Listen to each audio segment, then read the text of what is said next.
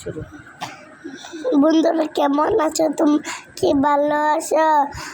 আমি আলহামদুলিল্লাহ ভালো আছি।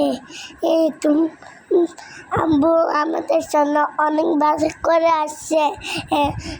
টমেটো আনছে, মাছ আনছে, তারপরে মুরগি আনছে, তারপরে আম্মু লেবু শরবত বানাইতেছে, তারপরে আব্বু মাছ কুটতেছে, তারপরে আমি আই গেছি, তারপরে আম্মু শরবত বানাইতেছিল, তারপরে আম্মু মুড়ি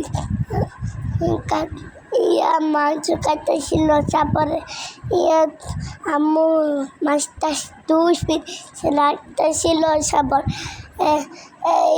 করতেছিল, তারপরে কি জানি অবশ্যই লাইক কমেন্ট শেয়ার করবা।